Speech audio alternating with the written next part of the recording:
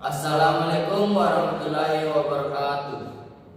Perkenalkan, nama saya Muhammad Fatur Rahman dari kelas 11 TM2. Dan saya Muhammad Asriyandika dari 11 TM2. Perkenalkan, nama saya Muhammad Zaki Firdaus, biasa dipanggil Zaki. Saya berasal dari kelas 11 TM2. Di sini saya akan membuat video tentang teks prosedur, terdiri dari pengertian dan jenis-jenisnya. Pengertian teks prosedur. Teks prosedur adalah langkah-langkah suatu aktivitas atau kegiatan untuk menyelesaikan suatu pekerjaan. Dan ada pula jenis-jenis teks prosedur, terdiri atas 3. Yang pertama adalah teks prosedur protokol. Teks prosedur protokol adalah teks prosedur yang langkah-langkahnya tidak terlalu rumit dan mudah dipahami. Yang kedua yaitu teks prosedur sederhana. Teks prosedur sederhana adalah terdiri dari 2 atau 3 langkah saja. Dan yang ketiga adalah teks prosedur kompleks. Teks prosedur kompleks adalah teks prosedur yang terdiri atas banyak langkah dan berjenjang untuk tiap tahapnya. Di sini saya akan menjelaskan apa itu teks prosedur protokol dan yang termasuk ke dalam struktur teks prosedur. Baik, adapun yang dimaksud teks prosedur protokol adalah teks prosedur protokol merupakan tulisan yang berisi langkah-langkah dalam mengerjakan sesuatu. Umumnya, teks prosedur berisikan berbagai tutorial, tips, maupun cara untuk mencapai keberhasilan yang diinginkan. Struktur teks prosedur. Teks prosedur terbagi menjadi 4, yaitu pertama, judul. Judul terletak di bagian atas dan yang menjadi paling utama dalam struktur teks prosedur. Sebaiknya sebelum membuat judul, kita memilah dan memilih topik yang sesuai dengan akhir teksnya. Jadi di sini kita akan menentukan apa yang ingin kita buat. Contohnya, membuat mie goreng atau membuat nasi goreng, membuat teh ataupun membuat kopi. Kedua, tujuan. Tujuan adalah hasil akhir yang ingin dicapai sang pembuat teks. Misalnya, penulis ingin membuat teks prosedur tentang mie goreng. Maka, tujuannya adalah membuat mie goreng. Hanya membuat mie goreng saja, bukan membuat nasi goreng atau membuat teh. Yang menjadi tujuan fokus utamanya adalah membuat mie goreng, bukan membuat yang lain. Ketiga, alat dan bahan. Memuat alat dan bahan apa saja yang diperlukan dalam suatu kegiatan.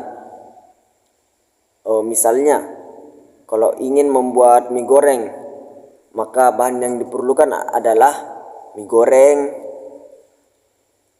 beserta bumbu-bumbu yang ada di dalam mie goreng atau yang ingin ditambahkan, air, panci atau wajan, kompor, gas, atau sendok, atau garpu juga bisa. Sumpit juga bisa dipakai, tergantung selera masing-masing dan cara masing-masing. Keempat, langkah-langkah. Struktur teks prosedur ini meliputi cara yang harus ditempuh untuk mencapai tujuan. Langkah-langkah adalah bagian utama dalam teks prosedur. Oleh sebab itu, penulisannya harus tepat dan berurut, tidak boleh terpisah-pisah atau asal-asal. Jangan sampai salah meletakkan urutan sehingga menjadi agak susah ditentukan alur dalam membuat hasil akhir yang diinginkan oleh pembuat teks.